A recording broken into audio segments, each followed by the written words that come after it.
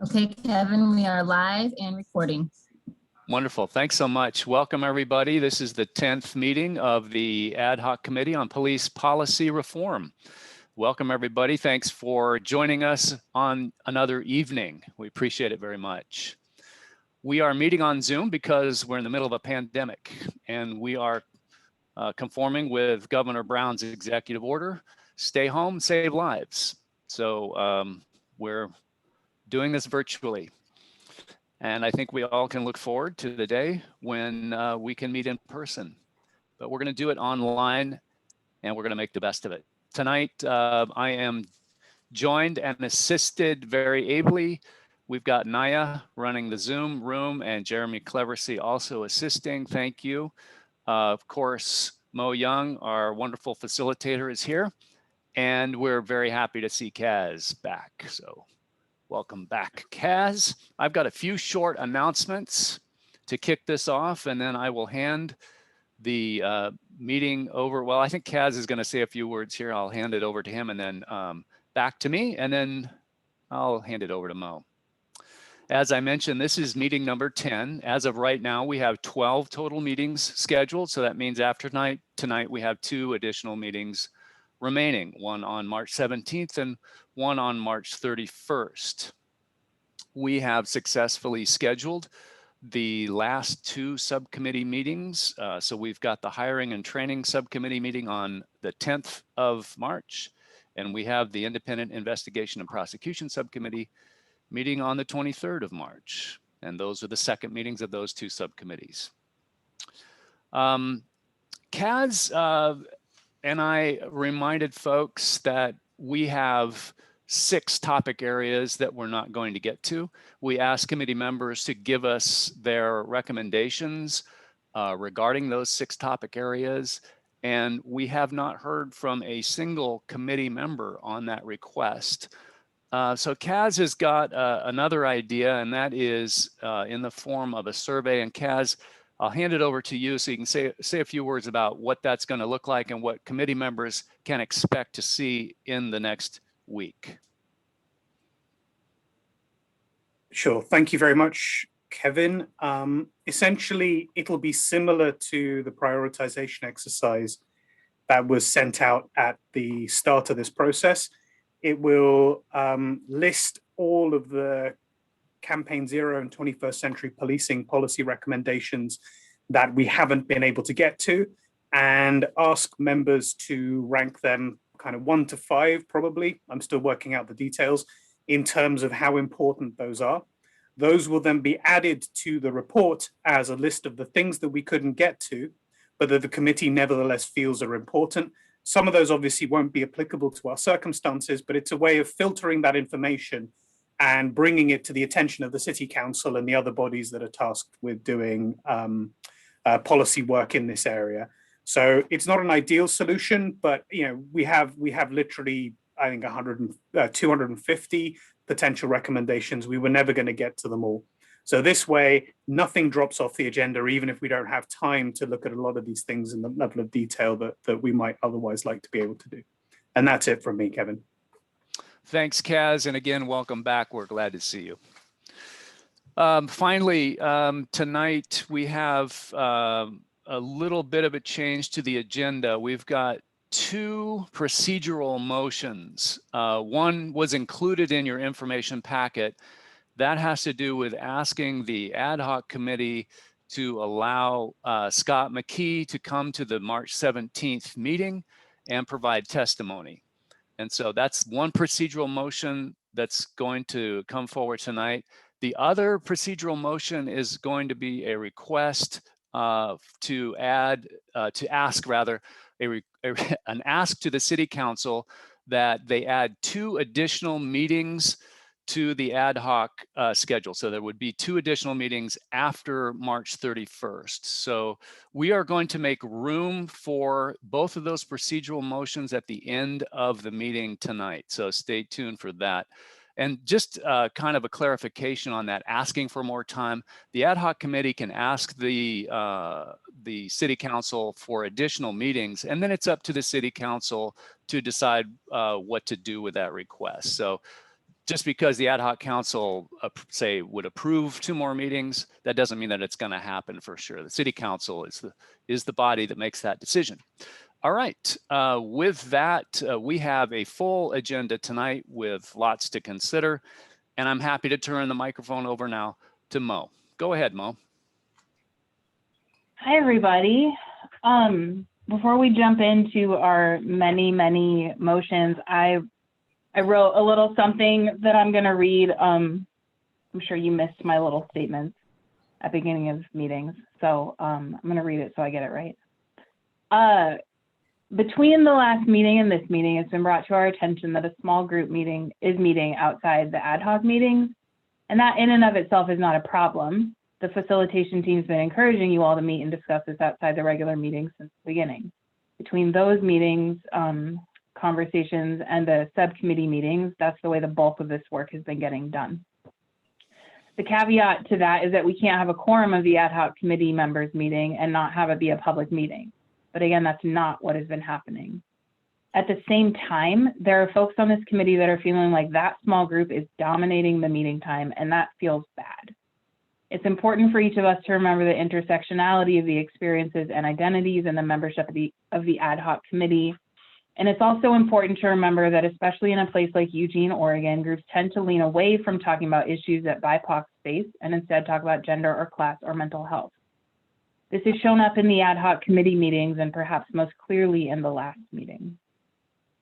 Finally, it's been asked of me to not call on people that have been speaking a lot in these meetings so that those of you who have not spoken up much or at all have room to talk, and I'm not comfortable with that. That being said, I'm going to ask again that each of you keep in mind the power that you hold in this space and in the world, and you either move up or move back. You take space or you make space depending on where you are. I won't be calling people by name who don't speak up in the meeting space, but I will commit to giving people an opportunity to speak. You know, I'll set a timer, and every 20 or 30 minutes, I'll take time to ask if folks have something to say.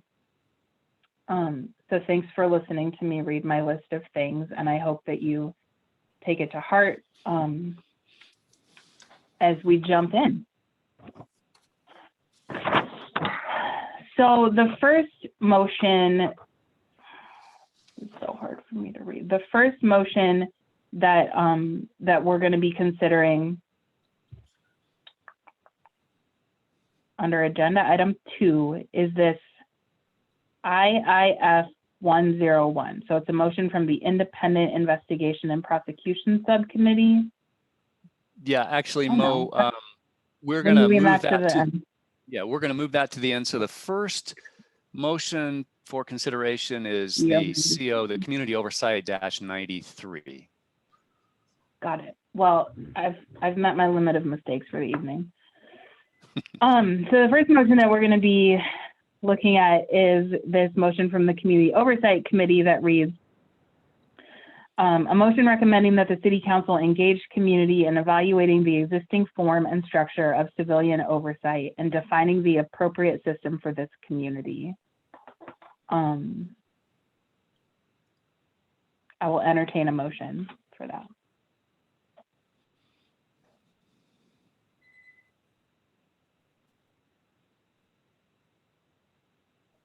Nobody wants to make a motion? So moved. Thank you, Rick. Do we have a second? I'll second.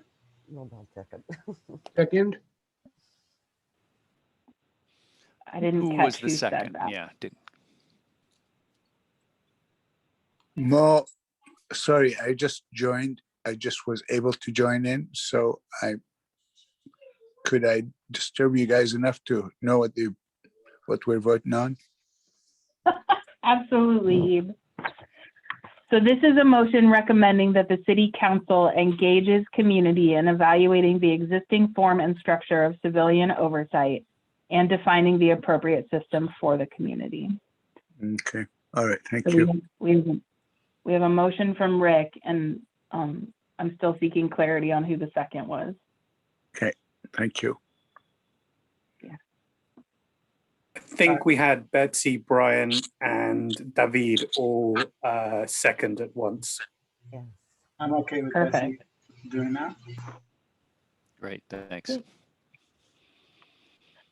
now's the time for discussion. Any discussion?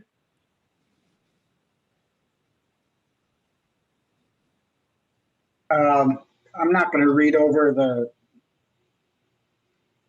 the response to those three questions. I mean, I pretty much outlined my thinking. I will only add that part of the challenge that I see is that you know, we entered into this committee work with kind of the parameters of these Campaign Zero and President's Task Force, and that's like our framing, that what frames the conversation. And I feel like there actually is, I feel like communities of color, particularly because they are adversely impacted by police and law enforcement systems, should actually establish the parameters. And so in this sense, you know, I would like to see that the city council invest in such a process that is specific to just the oversight structures. I feel like it could be larger. I think we need to have a conversation about what public safety is, but I'll limit it to this this area because I appreciate all the work that we're doing. I feel like, you know, people are really working hard and thinking through some of these motions and recommendations. However, I feel as though my concern is that we focus so much on putting a lot of different band-aids on the thing without actually saying, what is it that we actually want and what is it that we really need for the community? And at least I haven't been a part of that conversation. Maybe somebody's had it, but that's where I'm at, I guess. And so when it comes to taking a step back, I feel like this is kind of my offering in that regard, because I feel like we need to, if these you know, 21st century policy and Campaign Zero say, you know, we should have the kind of oversight that is, you know, that is right for us, then we need to establish what that means. And maybe we need to evaluate or assess how that works and what we want, rather than just going in and fixing what we think needs to be fixed. So those are my 2 cents. Awesome. Thank you for that. It looks like we're ready to vote on this. Oh, I heard a voice. Who was that?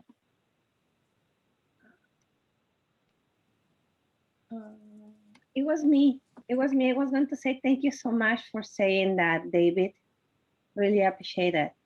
I feel like we are trying to fix something that needs to be redone. I think we need to see what is like the vision we want as a community, because so far in every meeting that we have, we keep seeing the vision that already works, and we can keep hearing that it is working, but we see as a community is not. So I don't know, there is a disconnect, you know, because there is a community. In my understanding, police serve to the community. So if the community expectation is not being fulfilled, that means that the service that is being provided needs to change. You know, right now I'm thinking, as you know, we live in a capitalistic culture. We pay for a service, we receive the service, right? So as a citizens, we pay taxes, and that helps to pay the service of the police. So if this police department or like this police out it exists is not providing a service that fits with our needs, in market economy, we look for another service or another type of, or we create a demand so this service or this product is fulfilled. So I feel at this point, we as a community have to share what is our vision of and expectations, and see if the group that is in charge is ready to meet the community in these terms. because if not, I don't feel that we can keep moving forward and finding like something that is going to help us as a community to move forward. Thank you so much, David. I just wanted to support 100% what you say. Thank you. Awesome, thank you. I see Rick Rosetta.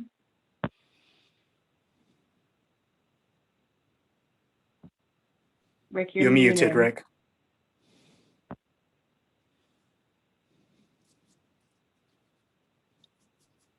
You're still muted, Rick.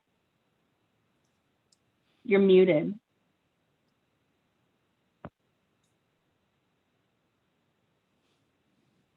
Now, if you unmuted really quickly and then it's back on mute.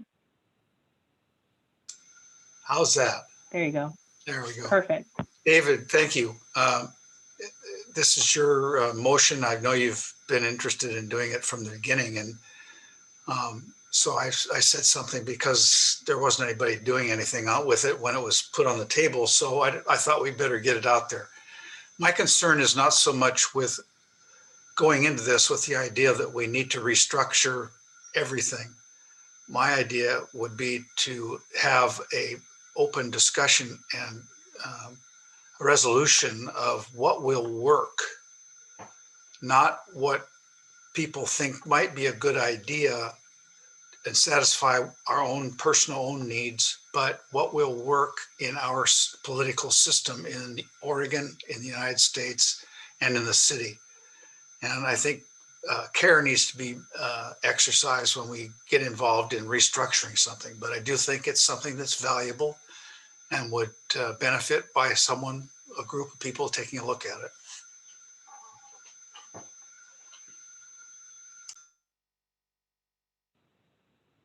All right, friends. I'm going to read the list and we're going to vote.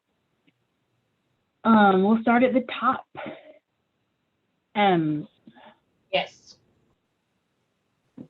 Daniel. Yes. Betsy. Yes. Macy. Yes. Ibrahim Koulibaly. Yes. Yes. Did Leah Edelman sign on? I did. Yes. There you go. Thank you. Abdul Rahman.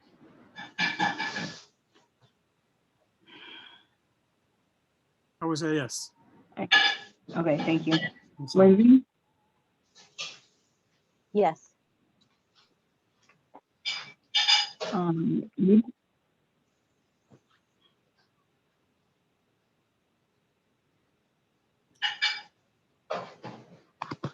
Yeah, yes, please. Thank you. Mhm. Did Rick Hamilton sign on? I don't think so. Let's see. Erica? Yes. Justin?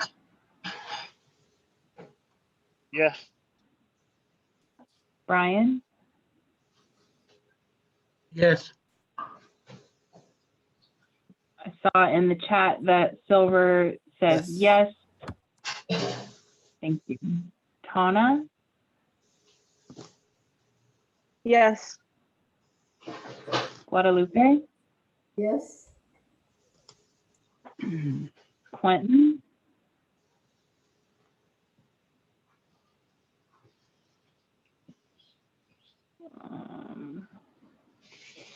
Maybe he hopped on. Let's see, Rick Rosetta? Yes. David? Yes. Sandra?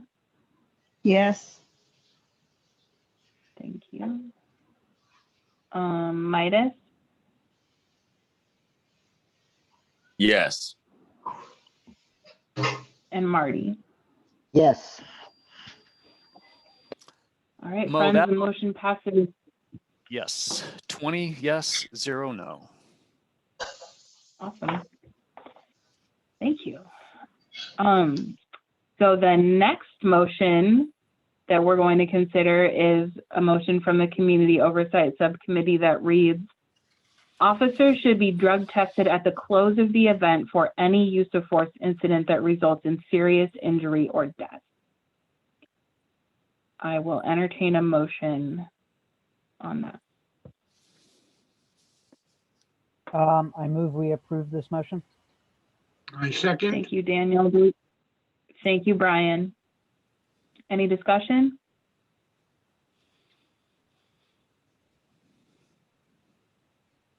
I have a question. How do you define serious injury? I know that seems kind of like a weird question to ask. Is it tied to something, or is that a term of art or just a general layperson's term?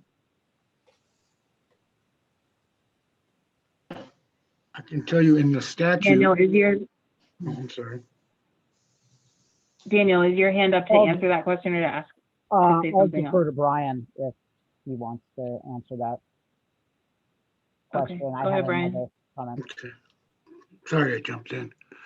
But in the statute on assaults,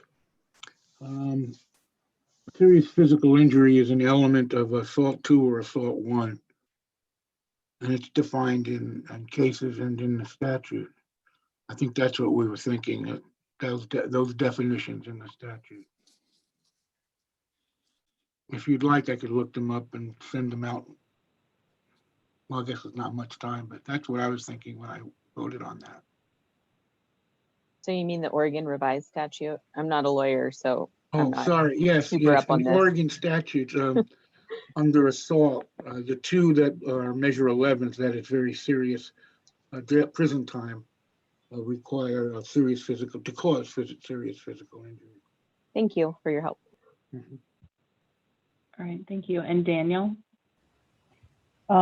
To me, some of the thinking behind this is that if a professional truck driver were involved in an accident, as a matter of course, they would be drug tested, especially if that resulted in an accident. And so just having a drug test as a matter of course, just to rule that out, to me should just be a standard procedure as part of that, to contribute to that investigation that might result from that event. Thank you. It looks like we're ready to vote on this one. I'm going to start at the bottom of the list this time, just to keep it interesting. Marty? Yes. Midas? Yes. Sandra? Yes. And then David? Yes. Rick? Yes.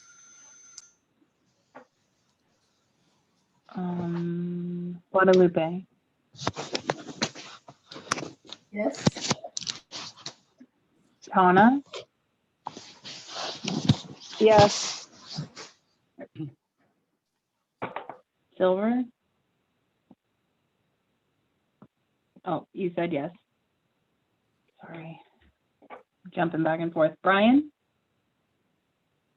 Yes. Justin? Yeah. Erica? Yes. Eve? Yes. Lindsay? Yes. Abdulrahman? Yes. Leah? Yes. Ibrahim? Yes. Macy? Yes. Betsy? Yes. Daniel? Yes. And M? Yes. Thank you. I didn't count, but everyone voted yes. Yep, that's 20 yes and 0 no's. Sweet. The motion carries. Okay, So the next one that we are going to look at is also from the Community Oversight Committee. And it reads, the Civilian Review Board should have subpoena power as it investigates or reviews cases. So first I will entertain a motion. Could you repeat that, Mo? Yeah. Thank you. So this is CO-91, and it says the Civilian Review Board should have subpoena power as it investigates or reviews cases.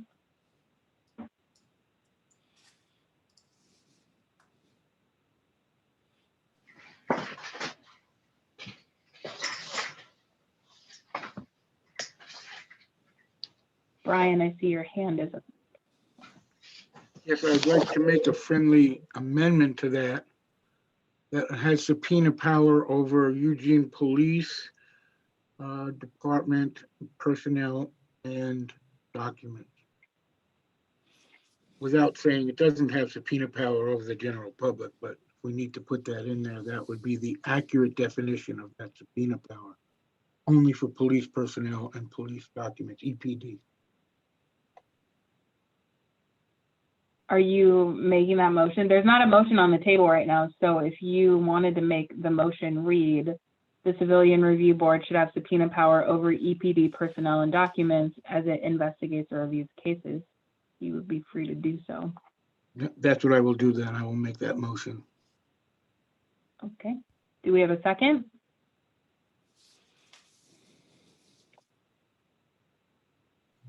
I'll second. Who was that?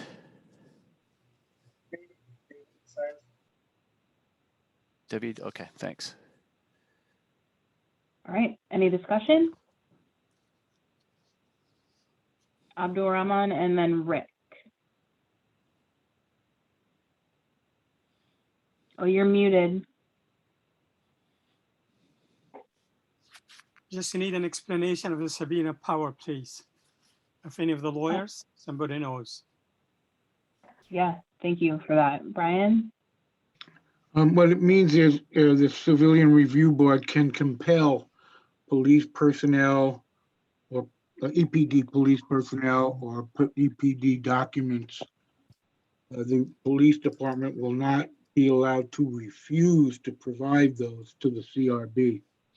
Does not, like I said earlier, in case it was confusing, which I often am, it does not compel citizens to come before the CRB, nor can it, but just to be clear, it cannot and does not intend to compel citizens. Citizens through another motion would be allowed on their own to attend, but this only says while the CRB is investigating, it can compel police testimony and police EPD police testimony and EPD police documents. Is that clear at all? I'm often not clear, so I must be. Brian, could you explain what compel means? Like, Sure. Essentially, it means that if the CRB compels Eugene Police Officer X because he or she is involved in a complaint or a witness to a complaint, Eugene Police Officer X would have to appear before the Civilian Review Board and be subjected to the questions by the Civilian Review Board regarding the complaint they're investigating. Thank you. Is that good? Thank you, Brian. Thank you. My pleasure. Thank you. Rick? This is a bit of a bait and switch, respectfully. Back when this was first put into the Commonweal here for discussion, Brian argued that there should be a subpoena power, and I argued vehemently against it because the Civilian Review Board does not have that authority. Under Oregon law, only courts in cases that are pending in courts can issue subpoenas. And Marty's shaking his head, and I'd like for him to elucidate when he gets through, because will be happy to listen to his law school experience also. I don't believe that the court has the power, I mean, the Civilian Review Board has the power to force an officer to come and testify in front of the CRB. The officers have a Bill of Rights under Oregon statute that entitles them to all their civil rights in matters of discipline. And this would be tantamount to forcing someone to give up their Fifth Amendment right. So I oppose this completely because it's been changed. Originally, it was compel production of documents. Then it was pulled, subpoena documents, and then it was pulled back and said, well, we'll move to compel documents to be produced. Now he's talking about subpoenaing people, and you can't force someone who's in a disciplinary situation to testify against themselves. And I don't think that passes constitutional muster, and I don't think it'll fly.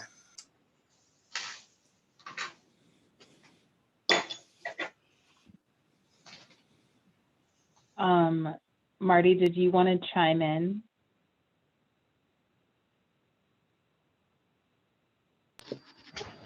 I was going to listen to what Brian said and then see if I had anything to add, but yeah, I'll chime in later. Okay, so Brian and then Marty.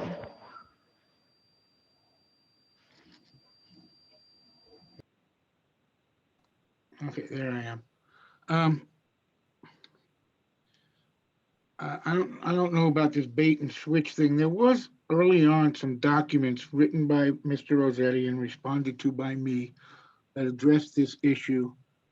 And somehow the committee came out with this language instead of compel. Functionally, it's the same. When you read a statute for its whether or not it passes constitutional muster, you have to read it. The courts read statutes as though they are written in a constitutional manner first.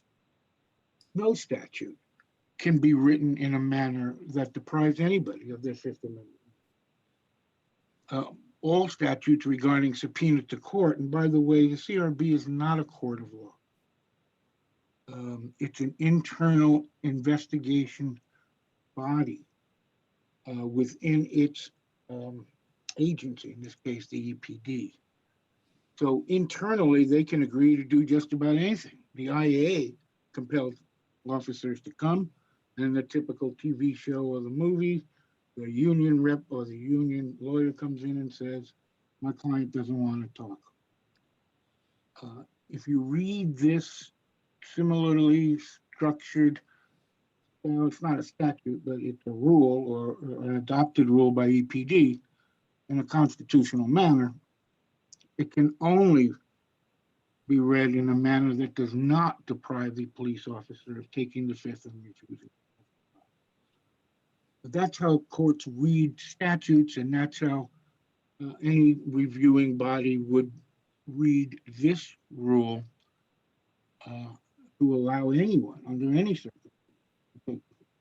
Otherwise, the whole thing would be unconstitutional, and they don't read statutes or review statutes for their legality in an unconstitutional inference. They read them with a constitutional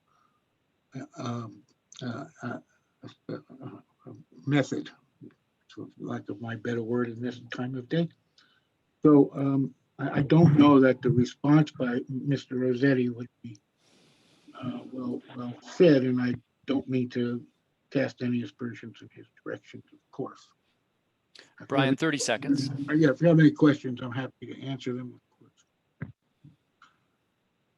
I was looking for I had like printed up what Counselor Ye had shared a couple of meetings back, and I wanted to just remind folks that not only does this group not have to be specific in like outlining what policy is, but you also don't have to be right? Like your job is to make recommendations to the city council for the city to make decisions on. So I just wanted to throw that out there, and I was trying to find Counselor Ye's words and I can't do it. But I just wanted to remind folks that, and then I'm gonna call on Marty. Thanks, Mo. That was one of the things I was going to say. But the overarching issue here is that right now, the police police the police. And part of Campaign Zero and 21st century policing pillars are about putting community oversight in place to check that. And the community oversight that we currently have can be overridden, both when it comes to the police commission and the CRB. The chief of police has a final say. So all the work that our community oversight bodies put in can be ignored. And it doesn't take a lot of digging into Campaign Zero to find multiple cities across the country that are creating oversight bodies with subpoena power, and they use that word. And one of them is Portland. Portland uses that word for the same situations. But it doesn't really matter because all we need to do is convey to the city the problem that we see, what we think needs to be addressed, and if they need to change the language, they can change the language.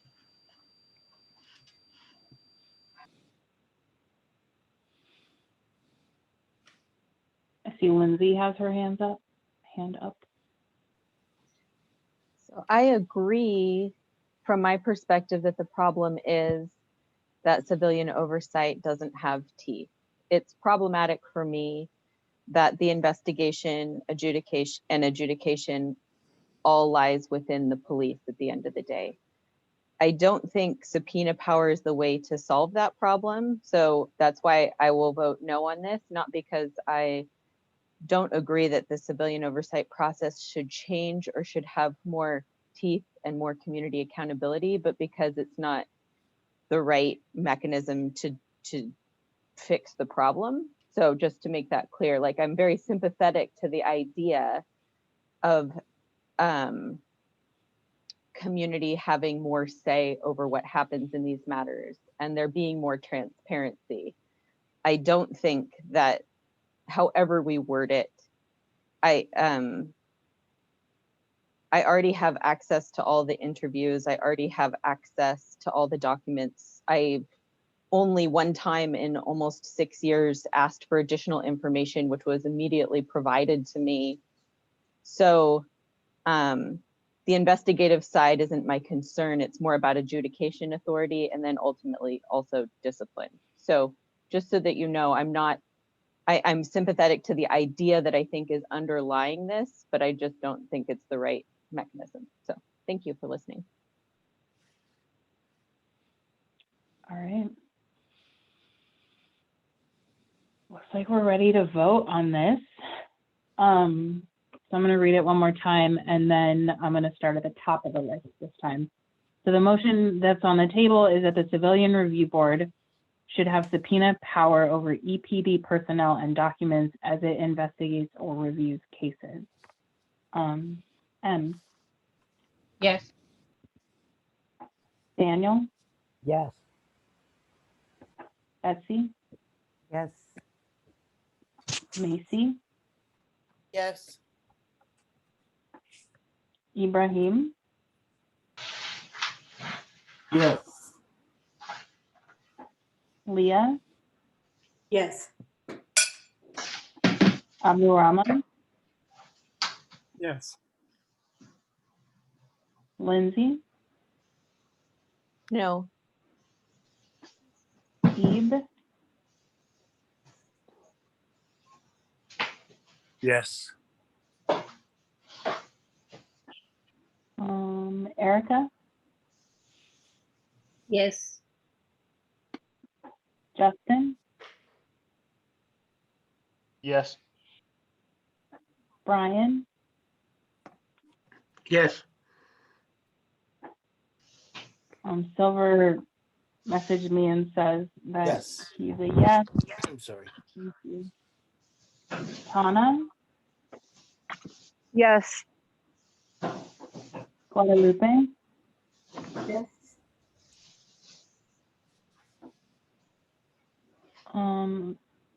Quentin, did you come back? I'm here. No. Awesome. Okay, thank you. Rick Rosetta, No. David, Yes. Sandra, Yes. Midas, Yes. and Marty. Yes.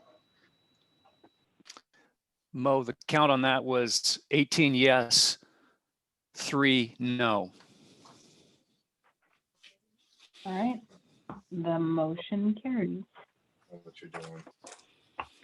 The next motion that we are going to look at is it's a revised motion from the use of force subcommittee. And it reads, and it's kind of a long one. We propose, and Chief Skinner agrees, that mental health calls should be handled by mental health professionals. We encourage the city to invest in and expand 24-hour emergency response teams similar to and including Cahoots to handle non-criminal calls. We further encourage the city to form a task force to identify needs, strategize implementation, and develop protocols. Key elements include modify the dispatch algorithm so that unarmed response teams, not police or what is CSO, community service officers? Yes. I'm making that up. Oh, good.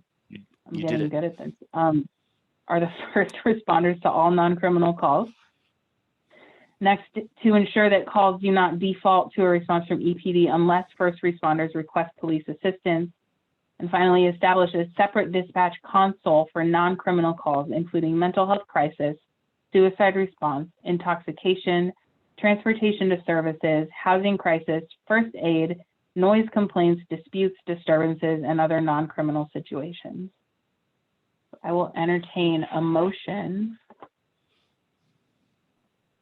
I will move. I'll second the Thank you, motion. Brian. Thank you, Marty. Any discussion? I see Ibrahim has his hand up. Yeah, I want to make a friendly amendment to remove the names in the motion, because if Chief Skinner is not police chief in 2 years or 1 year, we'll still need the police chief to continue to do the same thing. I don't know if the names, I want to remove the names because when you were reading, you talked about Chief Skinner. You just want to take out the and Chief Skinner agrees. Yeah. Marty and Brian, how do you feel about that? I'm fine with it. Okay. I see Marty has a hand up. I just wanted to draw attention to the letter from Cahoots that was distributed to the ad hoc committee that supports this motion. Perhaps, maybe not now, but later we could entertain appending that letter to our final report in support of this motion. And also, it's been pointed out to me that Campaign Zero has recently placed a disclaimer on their site, recognizing that research studies on implicit bias training, mental health training, community representation in policing, and body cameras find little to no evidence of effectiveness at reducing police violence. So they're, in a way, supporting finding alternate response teams.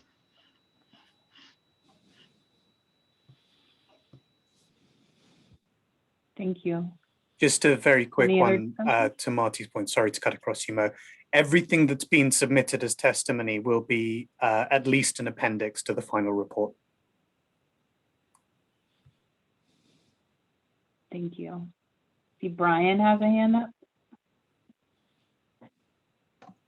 Yes.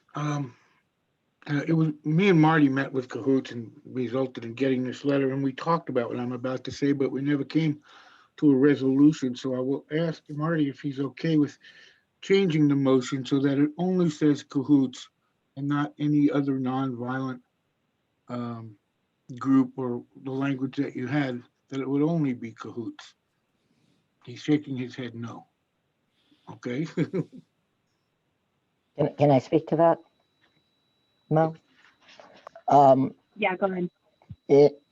I heard directly from Cahoots personnel that not only do they not have the capacity right now to answer all the calls for which they're qualified, but they identified that they're not qualified for all the kinds of calls and that they would want to partner with other agencies. And I would like to support that as well.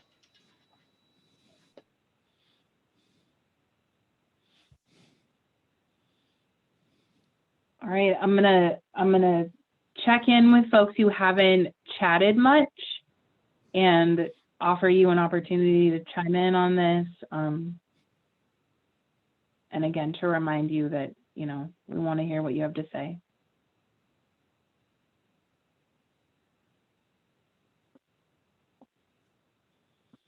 Guadalupe?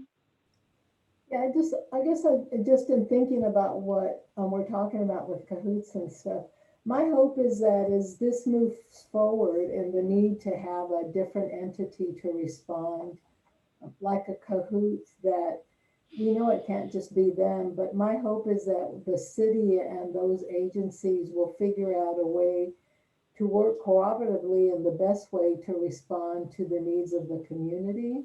And hopefully how that gets set up is some input from those communities that are most impacted, who need the responders to be the cahoots kind of organizations. And so I just want to put that out there just as something that I hope, you know, is really thought out and thought about. And more than anything is to make sure that the voices of the people who are most impacted or who really need a different kind of response are also included to help decide what's the best way to go and what's the best setup for this.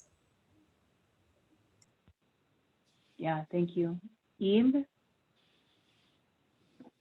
The question is, how come the only name I see is Cahoots? Even when we're talking about them, we'll say Cahoots or Cahoots-like. Is there no other services, no other agencies? Marty was talking about Cahoots wanting to partner with other agencies that do similar work because they're overwhelmed. How come I don't see any names? How come I'm sure there are other folks that do those services. And would there be a need for, let's say, Spanish-speaking folks that would be first responders as well, from services such as Cahoots-like? May I respond? Yeah, please. Yeah, please. Yeah, I agree with you. The thing is, Cahoots has been around for 30 years and has established protocols in conjunction with the police, which is unique. And the whole country is looking at that model now. In fact, the state of Oregon just invested a bunch of money to try to get other cities in Oregon to try to follow that model. But yeah, we've got SAS, we've got, you know, community organizations that specialize in certain areas. That's why I wanted to leave the motion open and say that what those organizations might be able to do is provide trained personnel to respond to specific situations, but they don't have the overhead to run a 24-hour dispatch. So that's what I want the city to do. The city to set up a dispatch console that's like this. And then I don't know what LULAC does, but say LULAC says, hey, we have a way that we can serve our community. We have people that could be available 24/7. We could plug in to that console network. All we have to do is send our trained people to the city to be trained in how to respond, be first responders. So that's what I'm trying to open the door to. And that's why I wanted to leave it open. But the reason we refer to the Cahoots the way we do is because they're the only ones that have worked in conjunction with police. They can hear on the police radio. They can offer their services when they think it will help. And that's a model we're trying to expand. Awesome. Thank you. I see Ibrahim and then Erica.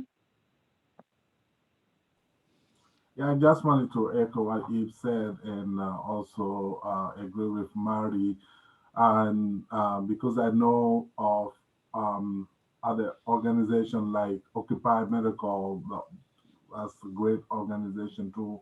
I used to volunteer with them, and I know they may as well be, appreciate being included in all of this discussion, even though Cahoots is the organization that has boots on the ground on that matter when it's come to law enforcement. And yeah.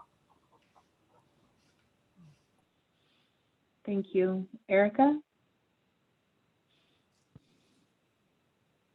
Hey, so I think that I think this goes back to what I was sharing at the beginning. You know, I really appreciate Eve and Marty, because that is kind of part of like we shaping the vision of what we need. So Cahoots 30 years ago saw a need, and they created organizations that were able to solve this need. So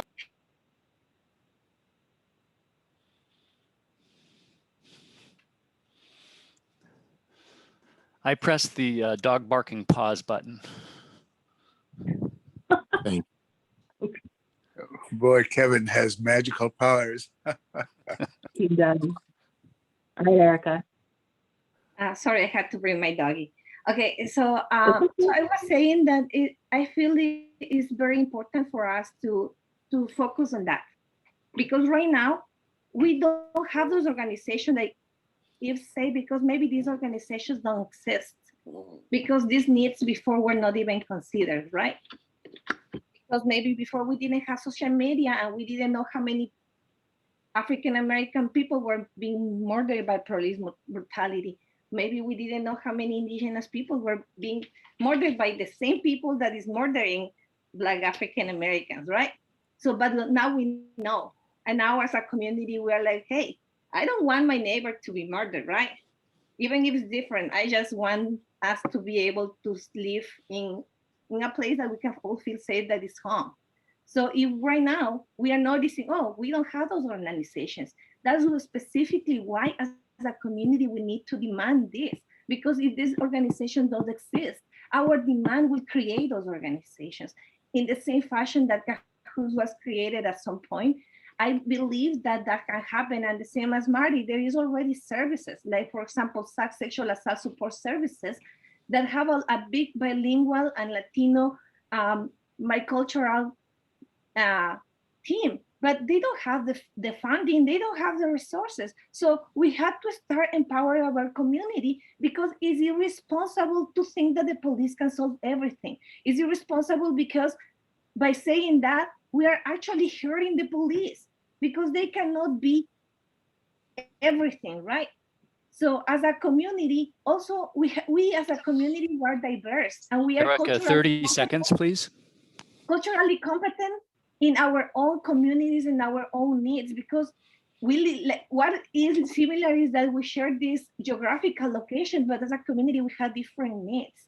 And because of that, I think it's important that we redirect the funding of the police and we start funding organizations that serve the community, like SAS, like LULAC, like all these organizations that are providing a service for a specific community that the police is not serving. And that is going to help the police too.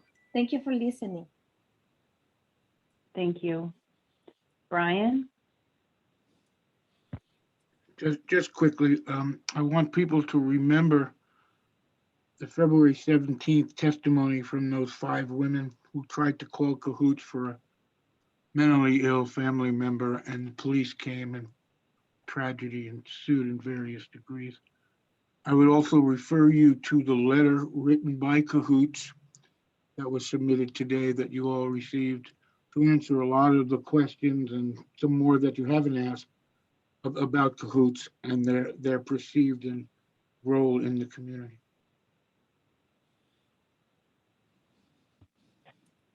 Awesome.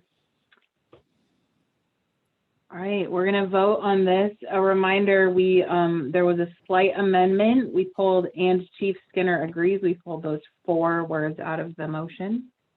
Let's see. I'm gonna start at the bottom. Marty?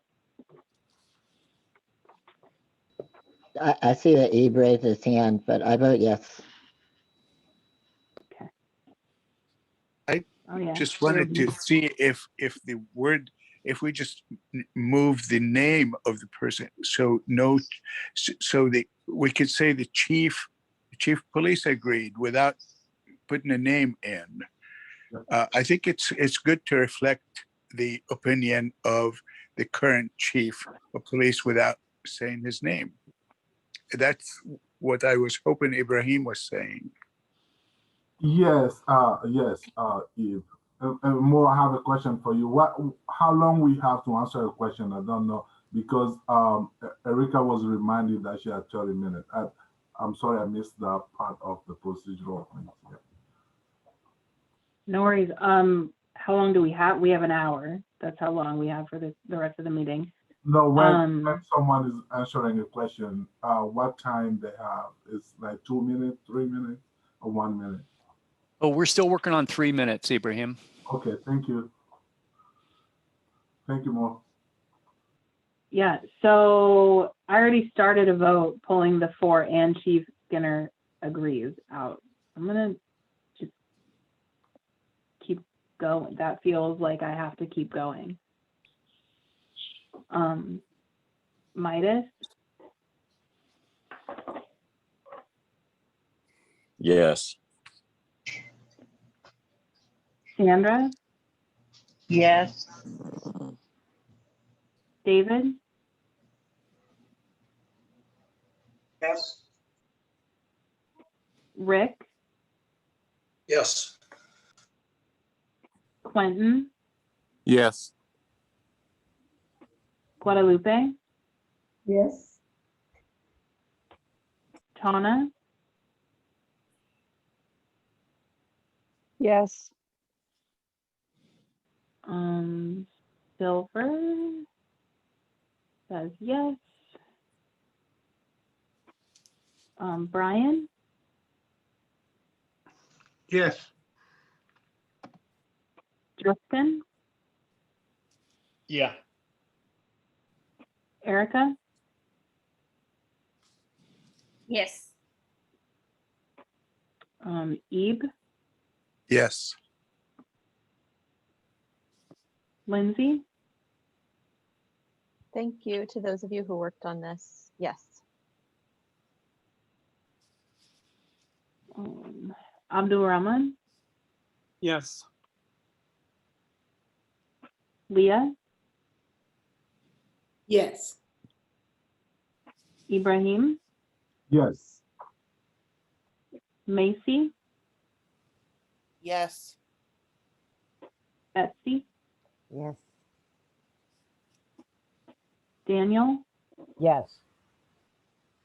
And Ems?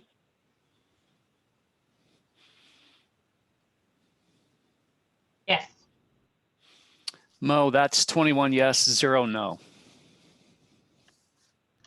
Nice work, friends. Let me find the next motion. The next motion that we're going to talk about is a revised motion from the Use of Force Subcommittee. And I'm not going to read all the bullet points, but I'm going to read the, unless you ask me nicely, because it's a whole page. It says, we recommend an overhaul of the EPD policy on crowd control that makes it more clear when an assembly becomes unlawful, stipulates conditions under which EPD can tell a crowd to disperse, and clarifies when and how munitions can be used to enforce dispersal. There are several points we would like to ensure are covered. And those points are what constitutes an unlawful assembly. The police must do a list of things, all of the following, before they can use force or make arrests, special circumstances, and limits on use of force. If you want me to read it all, I will, but this was in your packet, so I'm trying to not use a lot of time. I will entertain a motion.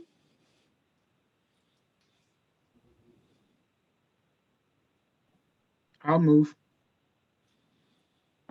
Thank you, Brian. Do we have a second? I'll second. Thank you, Daniel. Any discussion?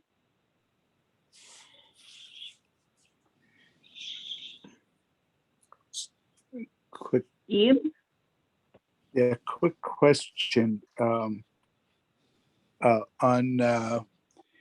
when it says must give reasonable time and opportunity to comply, is that ambiguous? What's a reasonable time? How doesn't that leave that up to judgment?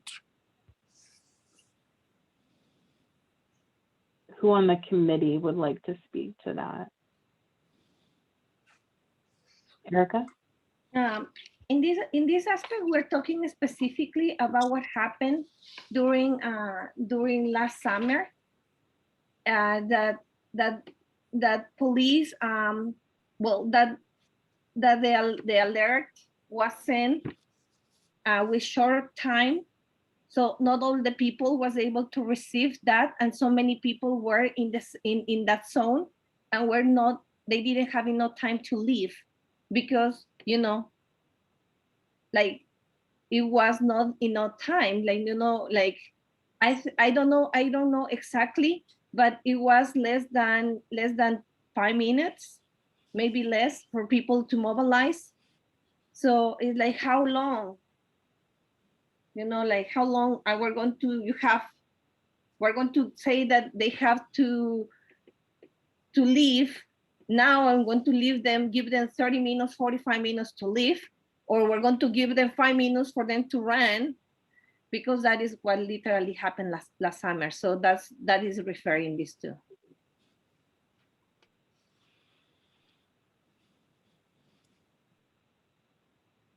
Thank you. I think that might be a good example of what sort of specifics the city council or whatever body they would assign this to would get to hammer out. Yeah, I agree. Any other discussion? Guadalupe?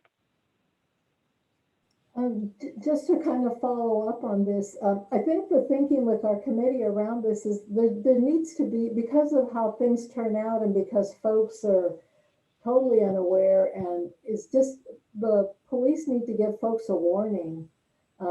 As folks gather and stuff, not everything escalates really quick, but if for any reason, I mean, my feeling of having been to a lot of stuff, it's like, if the police are there and things are feeling like they're escalating in the wrong direction, and often it's not the folks that are there, gathering for a protest and stuff. We have a lot of folks. I mean, my experience of many years of being outside with folks is that there are folks who hijack the event just to cause trouble. So I think part of the thinking around this is the importance to, if possible, or my hope is always that it's possible for public safety to find a way to give folks a warning, so people who are not causing the trouble or not escalating it or are not becoming violent or destructive have an opportunity to step outside or at least move out of the way before they become part of everybody who's charged,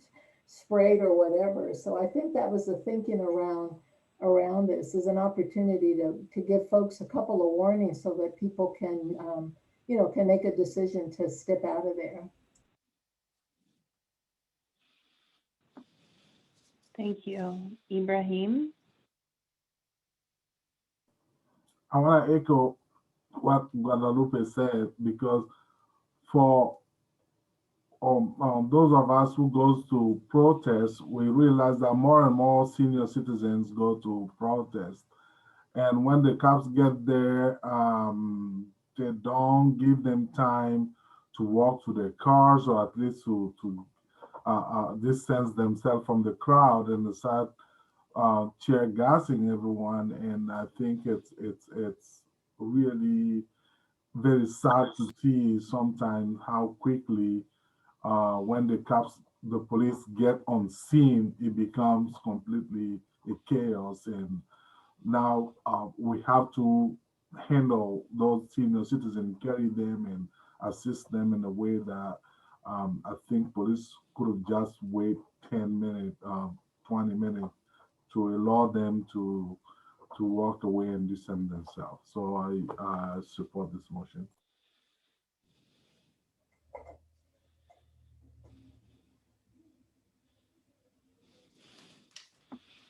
Sorry, so many buttons to unmute. Any other comments? Are we ready to vote? Guadalupe? Just one last thing. I think it's important to include also that, it's important to try and keep folks with disabilities or children with parents, or, also safe, and to be able, for folks to be able to be there and to protest or to be part of that without feeling like they're not going to be safe. So that's kind of the warning that we want to give folks. Those individuals who need that time to just get out of the way, who are causing no trouble, but are there for the right reason. Yeah. Lindsay? Thank you for all your work on this. I had a question just to understand more. Can you help me understand, under the special circumstances, it says, if refusal to comply is passive resistance, police shall make arrests as a first course of action in place of using munitions to enforce dispersal. So can you talk about the group's thinking process behind that item? Who from the group wants to answer that? Marty? Yeah, so I think what they're talking about there is passive resistance. So you have like somebody who is lying in the street or something like that to block access or something. That nonviolent resistance method might be consisting of a group of people who are willing to be arrested to stand up for this cause. So we're saying that it's a better scenario to do mass arrest in that situation, to take the passive resistors and load them up into the wagons and, book them and arrest them for noncompliance. That the only reason they would need to use force is if it is whatever they call the opposite of passive resistance. I can't remember the terminology. If they are aggressing or evading or escaping, that they would have to do that before the police officers would be able to use chemical weapons or batons or whatever else. Otherwise, if the protesters are being peaceful, we expect the police to be peaceful. Thank you, that's helpful.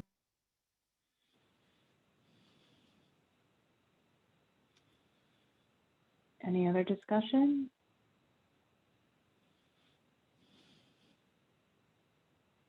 All right. We're going to vote, and I'm going to start at the actual top instead of the bottom and calling it the top this time. So, M. Yes. Daniel? Yes. Betsy? Yes. Macy? Yes. Ibrahim? Yes. Leah? Yes. Abdul Rahman? Yes. Lindsay? Yes. Ebe? Yes. Erica? Yes. Justin, Yes. Brian, Yes. Silver,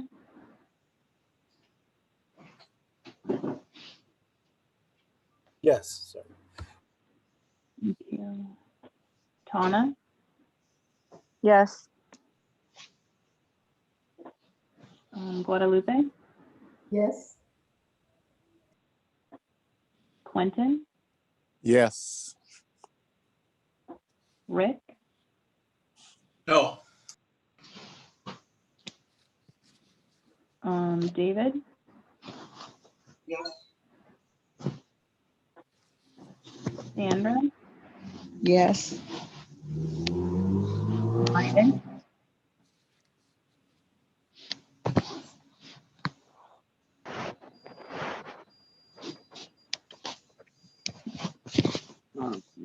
Midas,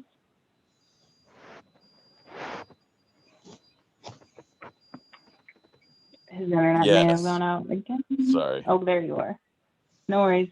Marty, Yes. Mo, that vote is 20 yes, 1 no. so the motion passes. Okay, we are moving through these motions. Now we have a page that has many motions on them. The next one that we are going to talk about is a motion from the body worn cameras subcommittee. And it reads, it's a motion regarding confiscating cell phones. Ban police officers from taking cell phones or other recording devices without a person's consent or warrant, and give people the right to sue police departments if they take or destroy those devices. Marty has his hand up already. Yeah, I just want to recognize how long it takes us to go through and do the vote, and I'm wondering if we could just do the Q&A for all 7 of the body-worn camera as one group and vote on them all as one group.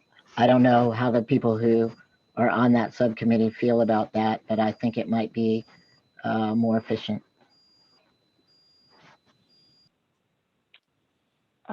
Let me call on Rick and then we'll talk about that suggestion.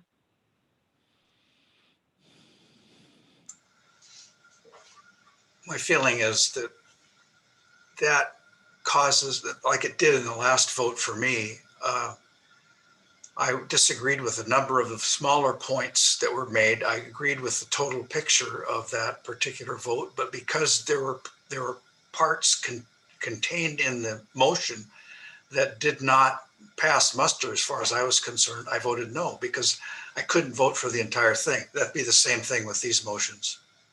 And what I raised my hand for in the first place with respect to this right to sue, the city has no right to give anybody authority to sue. That's a state issue. And so that would not be, I would move to amend to remove that. Okay. I wouldn't mind doing that, but if people have questions I want to amend, then we have to change the whole thing. So like Rick was saying, I think it's better to go one by one, even though it takes time. All right, I'm seeing some head nods. So I think we're gonna go one by one. So there's currently not a motion on the table. So Rick, if you wanted to make a motion that included your suggested language, you could do that. I'll wait till there's a motion on the table. Okay, I'll entertain a motion, friend. I'll move for that motion. Thanks, Ems. Do we have a second? I will second that. Thank you, Erica. Any discussion?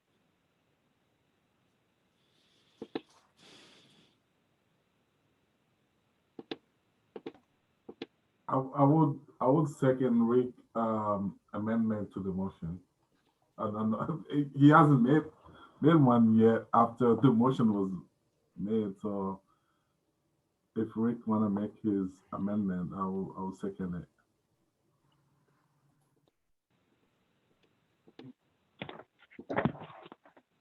Rick, here's what I think I heard.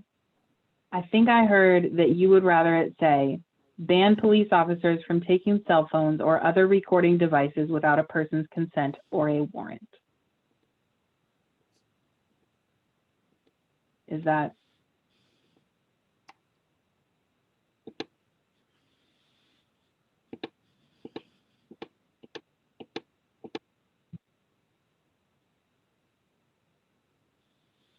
You're still muted, Rick. I'm sorry. My motion went so far as to move to take out the language and give people the right to sue police departments if they take or destroy these devices, period. I'll second that. Okay, well, we have a different motion on the table. So now I need to ask, shoot, who made the motion? I need to ask Erica Ems. and Erica. With that change. Sorry, can you say that again? Okay. And Erica, are you okay with that change? So we're going to, what are we, okay, can you please just clarify what we're doing? We're going to change the wording? Yeah, so Rick is suggesting an amendment to just take off the last part of it. So rather than, so he wants to get rid of the part that says, and give people the right to sue police departments if they take or destroy these devices, because that's not something cities do. And so if we took that off, it would say ban police officers from taking cell phones or other recording devices without a person's consent or warrant. I feel like, I think from the beginning, it was already stated that, you know, even though like there might be things that we cannot change, it's important for us to suggest what we as a community would like to happen. So I think like having the opportunity to you know, to lawsuit, like something that goes, you know, it's private property too. I feel like it would be important to keep it. I don't know how someone else feels about this. All right, well, I'm not sure what to do since so M says that it's okay. And I see that point that now that Erica said it, and I agree, it does not have to be perfect. So if she wants to live it like that, with her. Okay. So we're gonna vote on it with all of the language in it, and you can vote accordingly. I see Daniel has a hand up. Yeah, I'd like to suggest an amendment, which is to change and give people the right to sue police departments and give people the right to seek suitable redress from police departments if they take or destroy devices. And then that doesn't get into the weeds of suing or whatever, but it does, to me, that's important that there are consequences for police officers if they engage in this type of action. Okay, I see Rick, and then I see Brian's hand. Thank you. There's already plenty of case law and statutory law that bans people from taking things that aren't theirs without permission. And it would be a matter of case law as to whether the police have a right to seize property, and they can't do it without probable cause. So I don't think that it's necessary. Okay, Brian? Yeah, I'm think Rick's point is, of course, well taken. But the larger point on that point is this ad hoc committee can only control the EPD at best, and I'm not suggesting we even will end up there. But we don't have that jurisdiction or authority to affect anything that goes on in a court of law under any circumstance. On the other hand, both Erica and Ems, who presented this motion, agree that it doesn't have to be perfect, and their sentiments about how the law should be different or changed without with knowing that they don't have the authority to do that, which I think well taken. So I guess I'm taking both sides. Rick is completely correct, and Erica and Ems are entitled to present a motion that is not perfect and is outside the authority of this committee. I see Ems and then Erica. My comment is that we do not have authority, not even the police. So all of this is just recommendations. So actually, you'll see another recommendation after later down the list that actually recommends the city to move to pursue state legislation to change state legislation to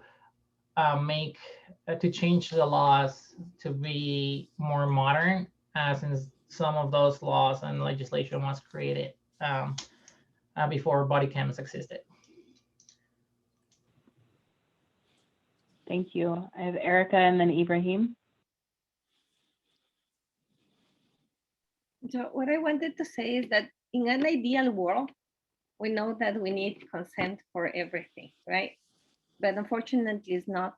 And in cases of police brutality and cases of abuse, for people of color, our phone is the only thing we have to defend us. So when we are being attacked, the only power we have is to start recording.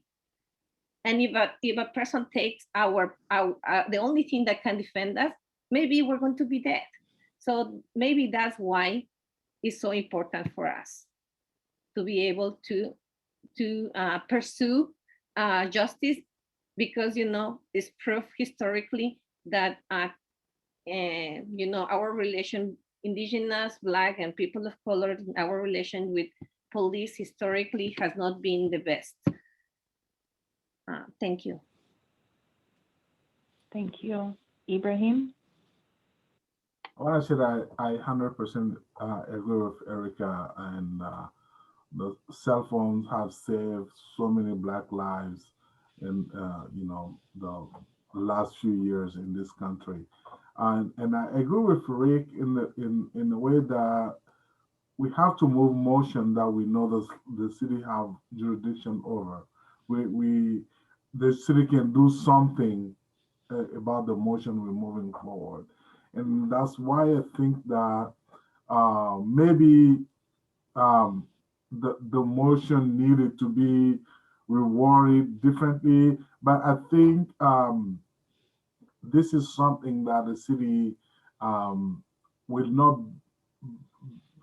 be able to move forward. It's not because they don't have, there is nothing they can do about something like that. Maybe we can continue the discussion after the ad hoc committee to see how we can make this state laws, change or anything else that may make this community safer for people like Erica and myself. Thank you. Erica, and then I'm going to call for a vote. And I think it's precisely why we need to leave this as a precedent. If we don't leave this as a precedent of something important that we discuss as a community, this is not going to be even here. So in the future, just for reference, we need to leave that as a community. We know that a phone is important, and if it's destroyed in a situation of confrontation with police, it has to be consequences. And this is something that in my classroom I had to leave it from the very first day clear, what are the expectations. So I feel like it's important that as a community we leave a precedent written that says that we believe that this has to be happening. And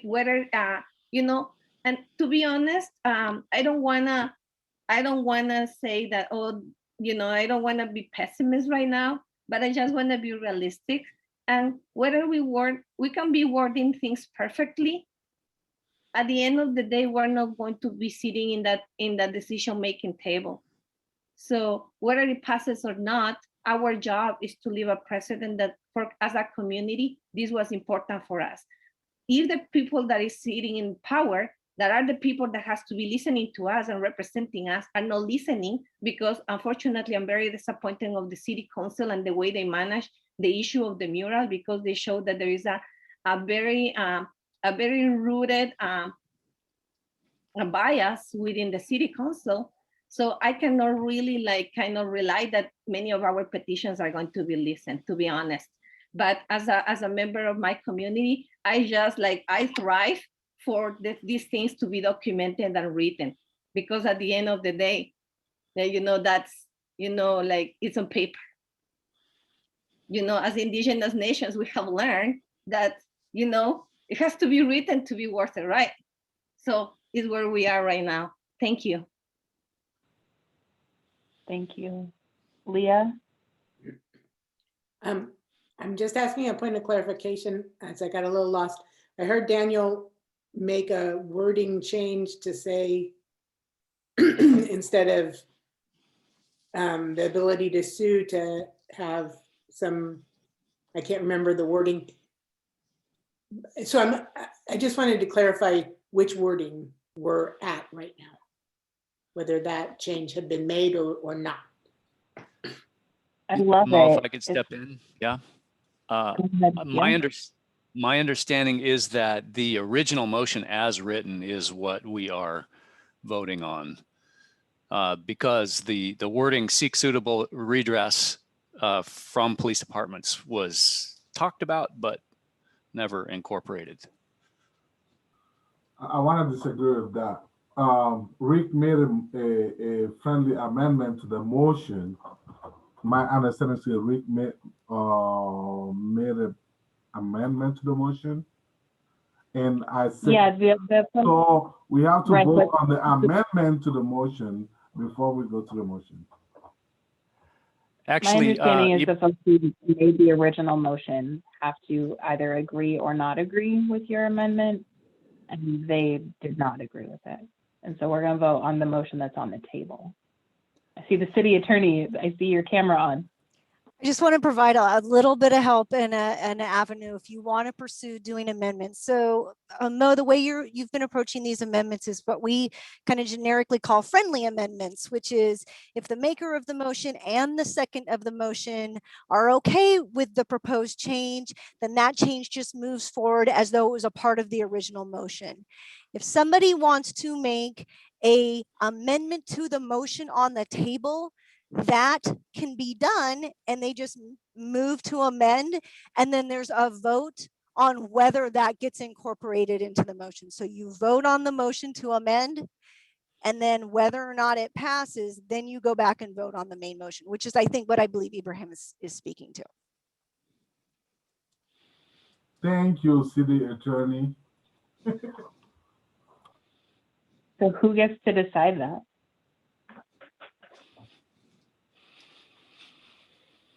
Well, I believe the friendly was rejected because the second didn't accept it. So then if somebody wants to just make a motion to amend, which I'm sorry, I couldn't tell, Rick, if that was a motion to amend that you wanted to vote on. And then Daniel, you had some wording too. But if someone just wants to clearly make a motion to amend the main motion that's on the table, there's a second. And if there's a second for that, then you'll go and vote for that. Yes, I made the motion and Ibrahim seconded it. So I think we need to vote on it. Yes. Okay, I'll start at the bottom. This is an amendment to just take out the last part of the sentence, and give people the right to sue police departments if they take or destroy these devices. So this is what we're voting on, is removing that last part. No, and if we focus in so much in wording, we will never finish voting. Truth. Daniel? No. Betsy? No. Macy? No. Ibrahim?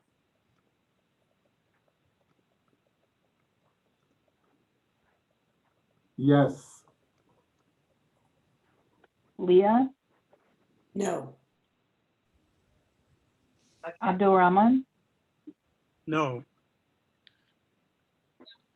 Lindsay, No. Ebe, No. Erica, No. Justin,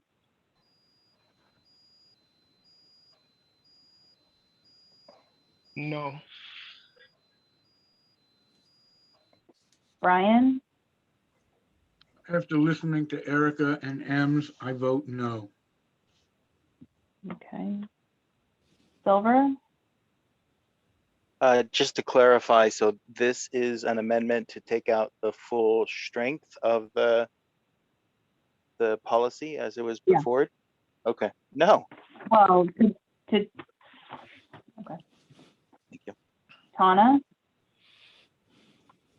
No. Guadalupe, No. Quentin, No. Rick, Yes. David, No. Sandra, No. Midas, No. and Marty. No. All right, the count is 2 yes, 19 no. And a no from here as well, Mo. It's Joel. Oh, hey, Joel. Oh, Hey. Joel. Okay, so I've got 4 no's. I'm sorry, 4 yeses. 1. Back up, Kevin. I'm like, I have 2 yeses. Yeah, 2 yeses. And Joel, you vote no. Is that correct? Yep. So it's just Thank 20. you. All right. That's 20. All right, So that yes motion is does 2, not- no is 20. Okay, so we're gonna vote on the motion as written. And I'm gonna start at the bottom, because why not? Marty, Yes. Midas, No. Sandra, Yes. David,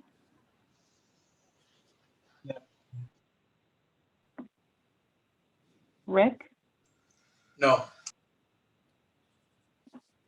Quentin, No. Sorry about that. it's okay. Guadalupe, Yes. Tauna, Yes. Silver,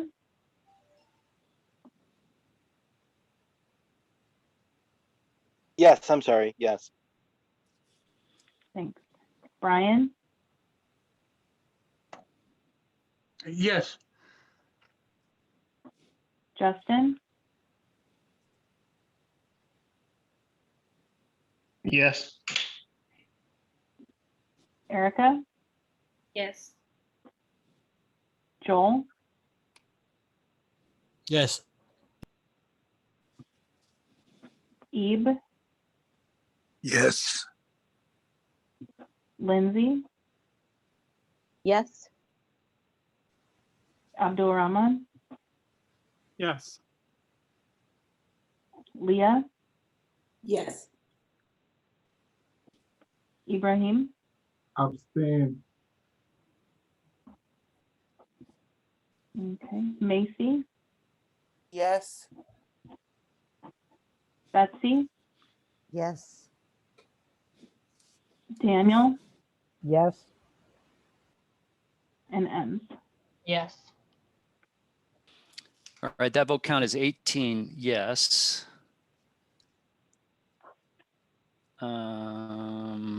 3 no and 1 abstention. All right, so the motion carries. Passes. I'm learning more about Robert's rules than I ever wanted to know. It's fun, isn't it? So fun. I've worked for the county for 14 years and I'm learning every time we meet. So the next motion that we are going to talk about, and I think this is going to be unless we can do this really quickly, this is going to be the last one, so we get to the two that were added. This is a motion that reads, a motion regarding storage of video footage. Require body and dash cam footage to be stored externally, not directly under the control of the police department, and ensure district attorneys and civilian oversight structures have direct access to the footage. So I will entertain a motion. I'll move the motion. Second. Thank you, Em. And Joel seconded. Do we have discussion? It's basically bringing transparency into the process, and also stop having the police themselves. Yeah. Thank you. Eve, I saw your hand up. Yeah, just externally, we don't know who will keep it, right? Just we leave that to the city council to decide. Is that what we're doing?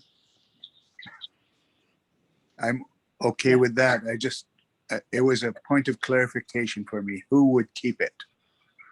As a subcommittee, we talked about it, and we played the idea with like city records or the city recorder office or police, the CRB, and we play with the idea, but there's like so many things that go into play that it's just a recommendation.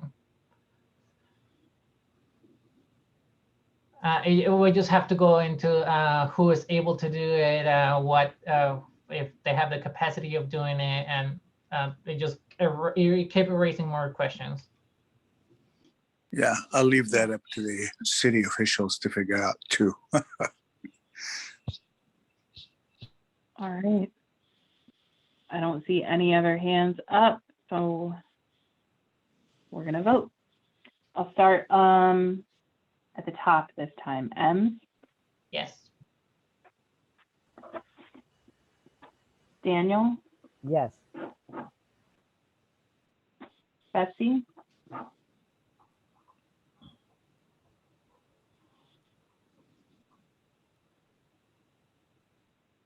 Betsy? Apologies, yes. Thank you. Macy? Yes. Ibrahim? Yes. Leah? Yes. Abdul Rahman? Yes.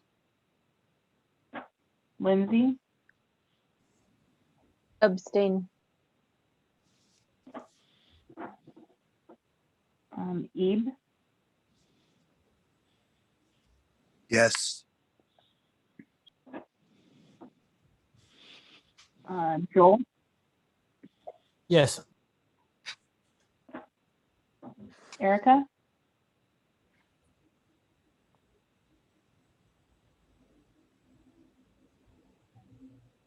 Yes. I can't hear you. Okay. Yes. Thank you. Justin? Yes. Brian? Yes. Silver? Yes. Tauna? Yes. Guadalupe? Yes. Quentin? Yes. Rick? Abstain. Okay, David? Yes. Sandra?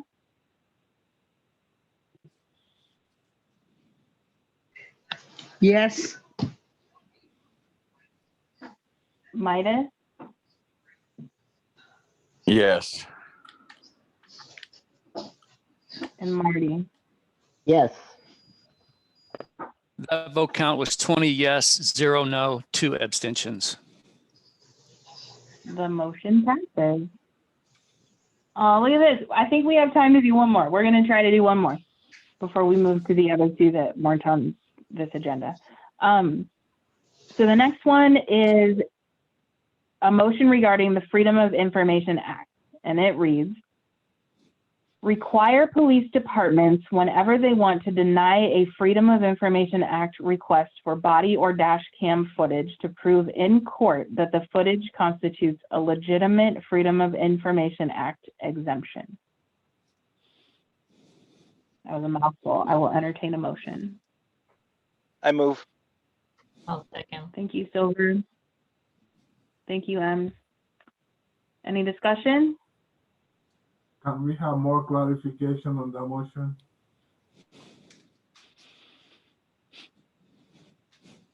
Who can provide some clarification? Rick, are you providing clarification or do you have a question? Ems, would you speak to it? Sure. So, as I understand it, and I was not the one working on it, so if I am wrong, please correct me. As I understand it, they could FOIA, the police could say that it has sensitive information regarding to a case, so they won't disclose the video footage.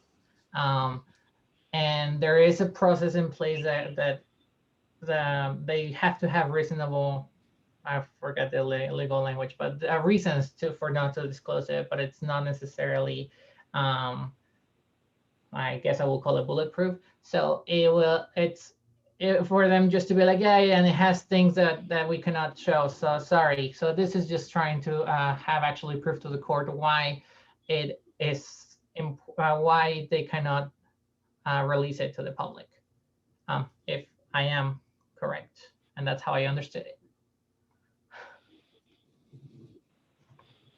Sounds right. Thank you, Rick, and then Brian.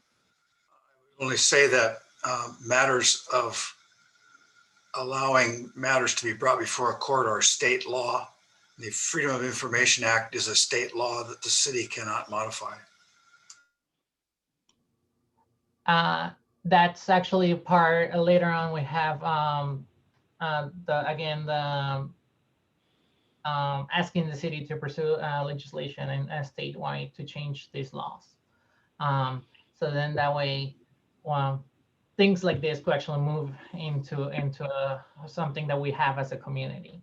And again, these are just suggestions to the city to do.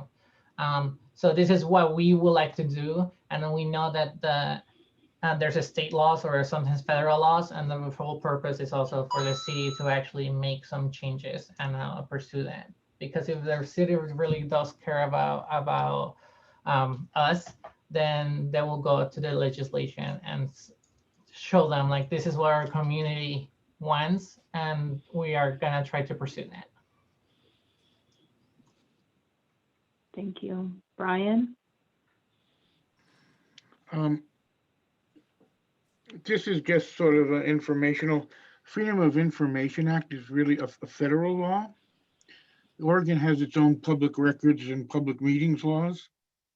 And I think what you want to change here is the ability for the public records law of Oregon to allow the public, allow police investigations to become public records, which I would wholly 100% support. Do with that what you will.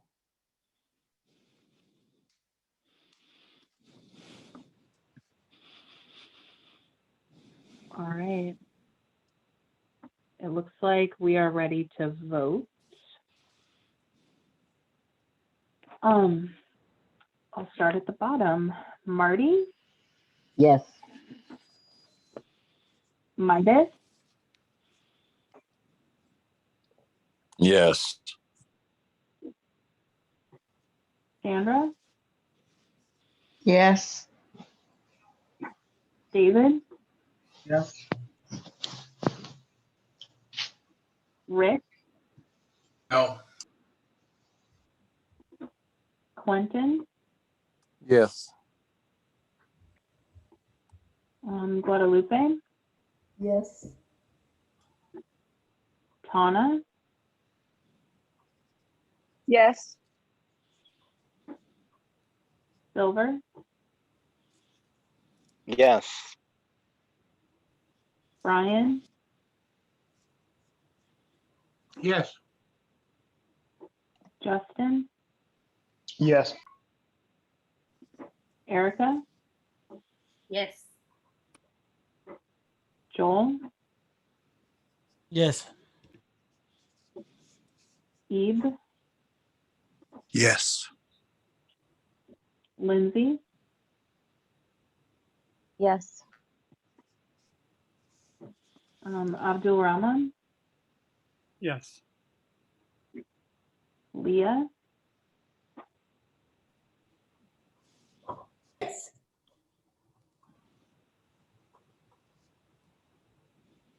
sorry, I didn't catch that. That was a yes. Thanks. Ibrahim, Yes. Macy, Yes. Betsy, Yes. Daniel, Yes. and M. Yes. That vote is 21 yes, 1 no. Awesome. So these three that weren't voted on will move to the next meeting agenda, because now we have to talk about the two things that that we promised we would talk about at the end of this one. I actually think there may be less conversation. Oh, I see the assistant city manager has her hand up. Christy? Oh, sorry. I don't know how that happened. Thank you for looking over my way, Mo. Thank you. Oh, all right. So I'm hoping that I'm right, that this one will have less conversation. I'm going to start with the motion requesting that the city council approve that the ad hoc committee on police policy has at least 2 additional meetings, if that is sufficient, in which it could consider and vote on all remaining motions referred to it by subcommittees and any miscellaneous motions presented by members prior to the March 31st meeting. I'm going to entertain a motion. So move. I second it. Okay, Second. and do we have any discussion? We're just ready to vote. All right, let me dig up my list. Okay, we're gonna vote.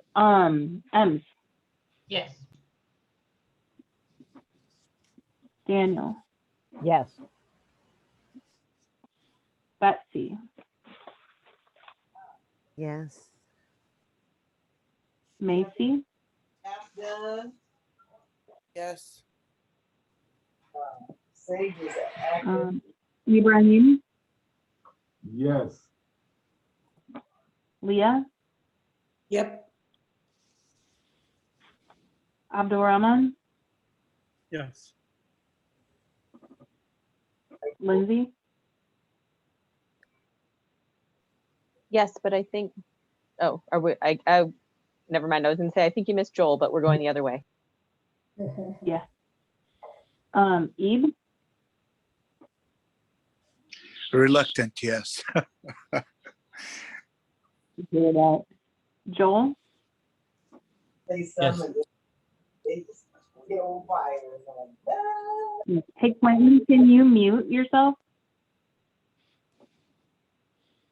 Erica, Yes. Justin, Yeah. Brian, Yes. Silver, I'm going to vote no. okay. Tauna, Yes. Guadalupe, Yes. Quentin, Yes. Rick, No. David,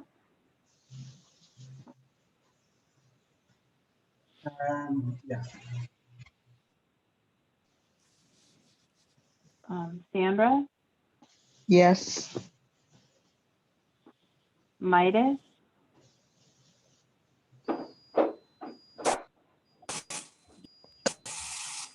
Yes. was that a yes? Thank you. And Marty. Yes. Okay, that vote is 20 yes, 2 no. So the motion passes. So that motion will get forwarded to the city council, and they will vote on whether it gets extended. And our last motion for the evening is a motion to allow Scott McKee to attend an ad hoc committee meeting. I know there are better words for this, and I don't.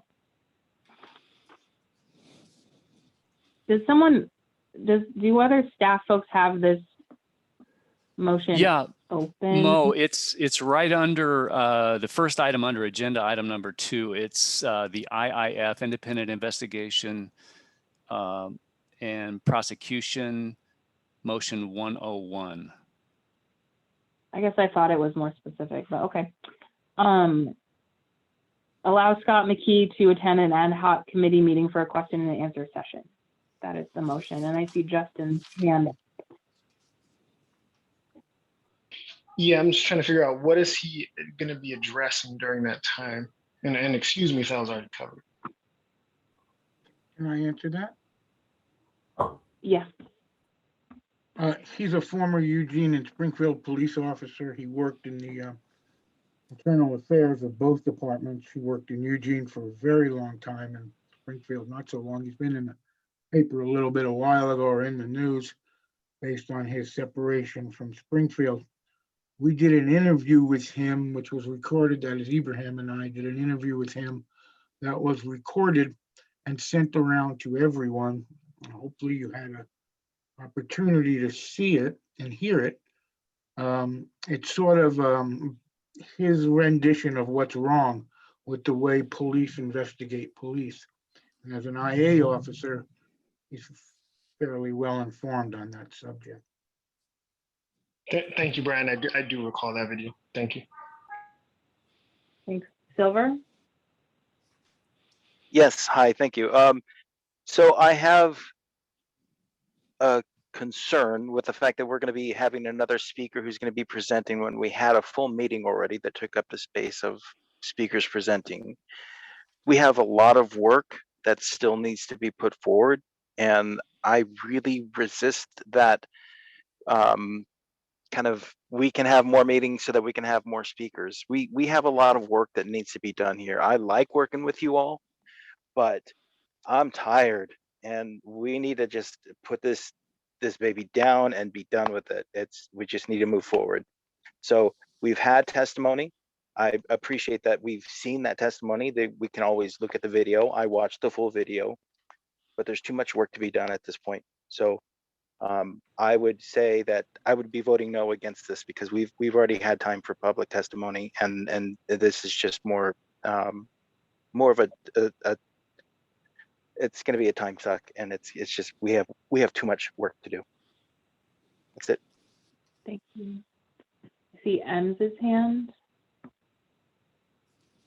Yes. Can I make a friendly amendment to have him come if we finish all of our motions first?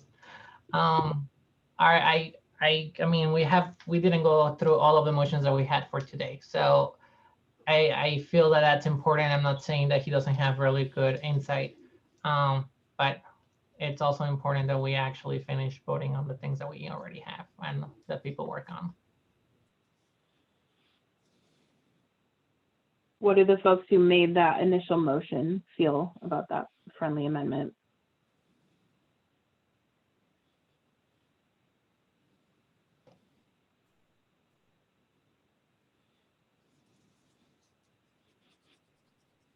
I'm gonna assume. I guess it's just me. I think the idea was that someone so familiar with the current internal affairs of the police department, it's information I think we need from a first-hand view in order to rule on in order to vote on some of the motions that are coming up. And so the sequence I think is important. And I'm tired of this too. I'm older than most of you, so I'm probably way more tired. But I do know that it's not a contest. What? It's not a contest. No, that's not what I meant. I was just saying I'm tired as well. Nothing's worse than a bad joke. But so that's why we want, we just got him, we just met him. He's been a friend of mine for a while. Maybe that's good, maybe that's bad, I don't know. But we've worked together and he has a lot to say. And I think saying it before the motions are voted on would make that information critical to voting on the motion for many people who may be on the fence on where to go and don't really know what happens inside police. So I would not. So I see many hands up. So Ibrahim, I see you and you are like 7th in line. So I'm gonna call on folks based on how few times we have heard from you this evening. So I'm gonna start with Sandra.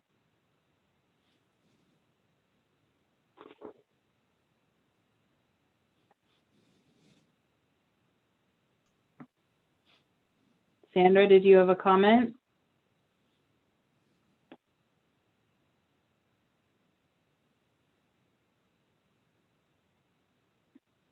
All right, I don't hear Sandra. Can you hear me? Yep. Okay, I'm with Brian. I would like to hear more of what he has to say. And I know Silver, we had public testimony with 2 of the people that had presented their testimony were people who were not from marginal groups. And what Brian said, this guy could have a huge impact on how we view things, and I really would like to hear it. That's it. I'm gonna do it. Thank you. Can I ask for like head nods or head shakes for 10 more minutes of your time? I'm seeing some head nods, lots of head nods. Yes. Okay. Thank you. All right. So Leah is next. Well, I want to say I really appreciated the video that you distributed, and I thought it was really good information. I'm just wondering though, given that we have had the opportunity to basically hear his testimony on video, if there isn't a way to continue to, if there are questions, to do some of that work offline rather than in this meeting time, similar to the way that the video was distributed.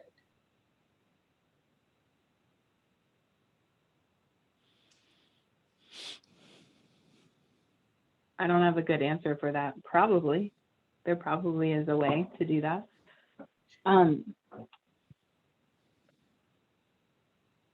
My guess is it would involve folks from this committee emailing one person their questions and then that person compiling them and asking Brian and Ibrahim to bring those questions to Scott. That would be my best guess. Yeah, so I guess if they would be willing to do such a thing. Okay. Silver. May I ask? Oh, sorry. I promise you, I've got a list in front of me. Thank you, Go Mo. ahead, I Silver. appreciate it. So my question is, to what end?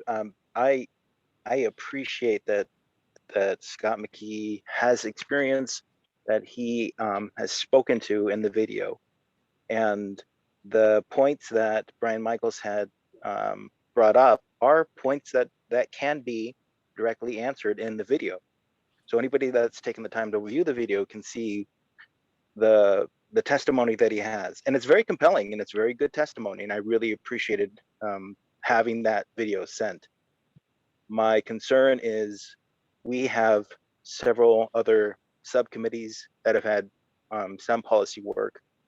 We haven't had an opportunity to vote on those policies. There's just entirely too much work to be done.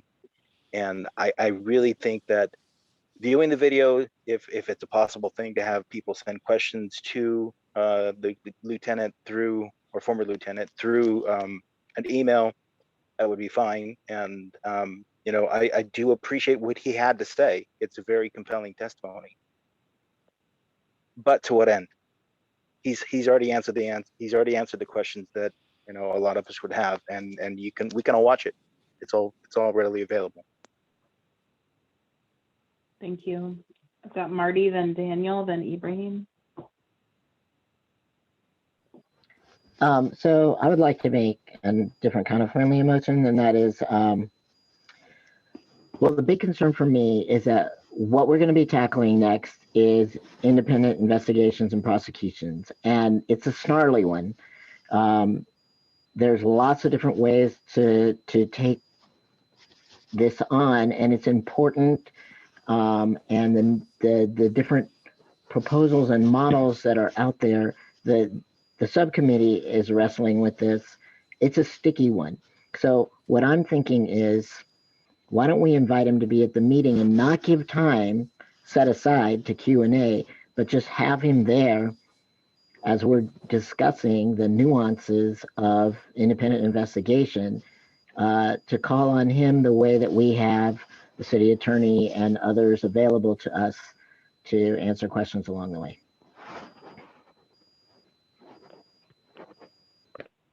Thank you. Daniel? So I'm pretty conflicted on this because I agree with both Silver and with others who have spoken in favor of the motion. We are very tight on time. I have also spoken with Scott McKee, having contacted him through Ibrahim, and my conversation with him has been extremely beneficial for those of for the work that those of us on the Independent Investigation and Prosecution Subcommittee are doing. I think that, and I also agree with Leah that I would encourage people to send any questions they have. I think, though, his input might be more helpful to the subcommittee as we vote on motions to bring forward to the full committee, because by that time, I think that that we should have done the work to educate ourselves on this, what is a very thorny issue. And so I would encourage people to send him questions directly. I would also want to amend this to have him be present in the IIP subcommittee as an as a community expert to bounce ideas off of and to be available to answer questions for the subcommittee. I What are just the want to folks say- who made that motion? What was that? I was going to ask, what do the folks who made that motion think about that amendment? He's already scheduled to be in the IIP. One of the problems with submitting questions, and I'm hoping Abraham can speak to this because he got the videographer, but you know, maybe Abraham is better to explain the difficulties. I'm patiently waiting. I'm patiently waiting. I'm waiting.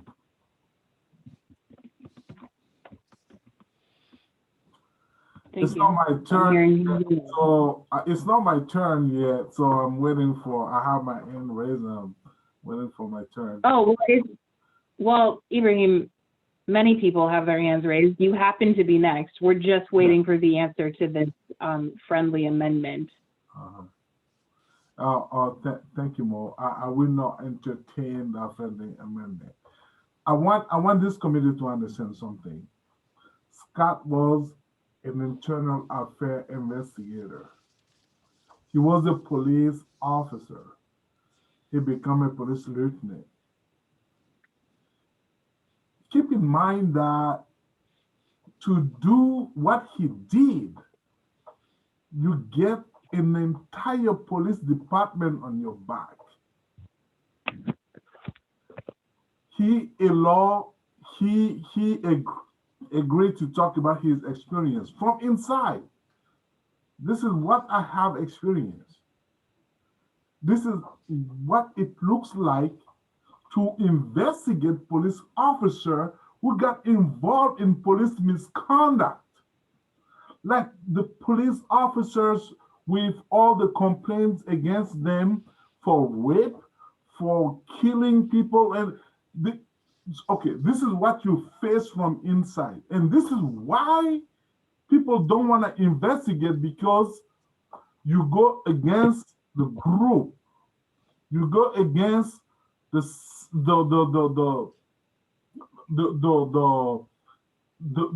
work, mentality and everything else. So Scott is unique.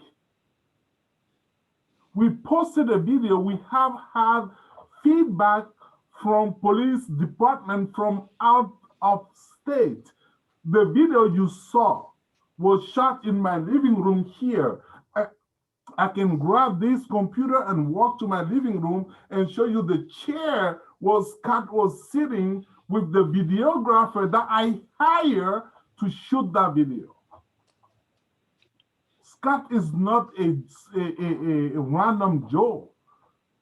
He is someone who was investigating police misconduct within the police department. Don't we have 20 minutes for him? Do we want to understand what those people at the February 17 meeting, the community people who came to voice their concern about the investigative process, what they were talking Ibrahim, about, 30 seconds, please. They were talking about things that people within the police department do not want to investigate because they know you will go through what Scott went through. Why not give him a chance? Why not allow him to come? Can we decide that if the city council allow us to go at least for 2 other meetings, we're gonna have Scott during one of those meetings? Time's up, Ibrahim. Thank you. Thank you. You don't have many Scott around the country. Okay. So I'm going to call on 2 more people, and then I'm going to ask for a motion because it's been brought to my attention we don't have a motion on the table. So Erica and then Betsy. Okay, so what I think about this, I think we have wasted a lot of time like going back and forward. And I think we definitely can invest 20 more minutes here in this person. My reasoning is the following. When we're sitting here to do all this drafting, there is representatives from the police. We have people that work from the system, from the state, and they are here ready to provide us all the information to create all this. However, if you really think to do this kind of work, we really need to listen to the sides. If we really want to do a good job, we need to hear all the sides. And here, we are lucky enough to have a person who has this experience and is willing to talk. Most importantly, is willing to talk to us. Because, in the video I watched, of course, there is a lot of information and it's super important. However, for all the conversations we have in different subcommittees, I think his presence on our meetings, it would be of value.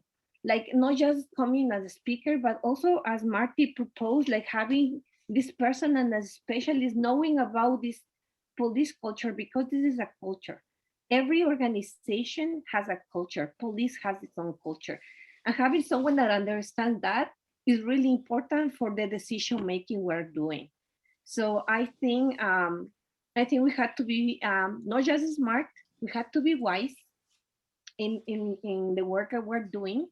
And wise means taking the time to listen, because we can be smart and move faster, but at this moment I think we need to be wise, and we need to be able to listen everything, as much information we can, so we can be sure that when we're taking the decisions, this is not just how we feel in the heart, but it's also effectively because we're receiving information in how things has to be done.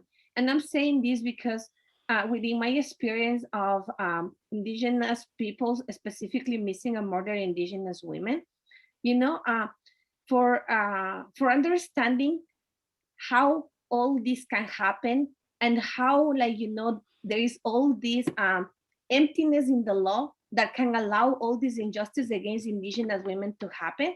Erica, sorry, 30 seconds, please. Actually, the lawyer that had to go through this, and this is a book that is published, this lawyer went down into the internet to a specific rooms where people who were involved in military, in police, and all these people that are close to the reservations, there was a specific chat rooms that they will share information how they can rape an indigenous woman and get away with it. If these people do that, we need to understand how this mentality works too. And this is just giving an example because this work has Erica, been time's up. Thank you. Before. Thank you. Thank you, Erica. Betsy? Well, I'll just say Ojalihele got to you, Erica, because we do storytelling as medicine, and one of the stories focused on missing and murdered Indigenous women. So thank you. I think Marty's idea was a fine compromise. I don't think that I think that we can use this man's experience and his knowledge, but have it geared more focused on the changes that we're looking at, and we can gain information from him. And I think that we can hear him, but it would also be more time efficient relative to Severio's concern if we focused it on the policies that we're trying to change, and have him as a source of information to say why that wouldn't work, why that would work, how we could change it to make it work better. I think that would be very useful. So I think Marty's idea was a good one. Thank you, Betsy. Joel, I see your hand up. I also see that it's 8:15, and I also promised that I would ask for an actual motion. Yeah, I'm just calling for a vote. That's all. We don't even have anything to vote on. So I'm going to entertain a motion. I think Marty had a good. I make a motion that we invite Scott to be on attendee and available to answer questions as we work through our proposals. I second I that. second, yeah, we all second.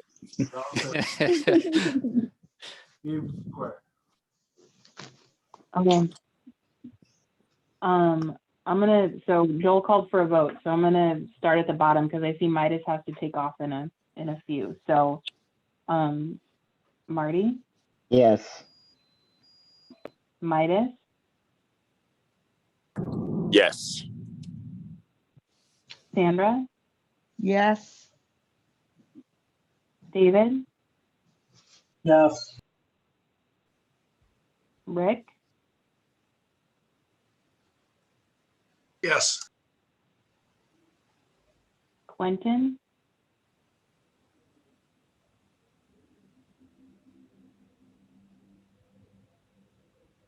Quentin?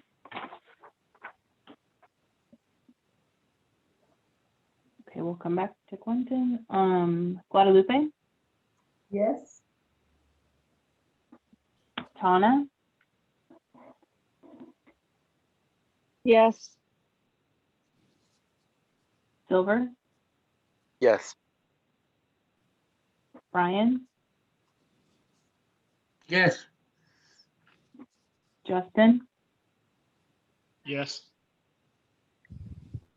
Erica, Yes. Joel, Yes.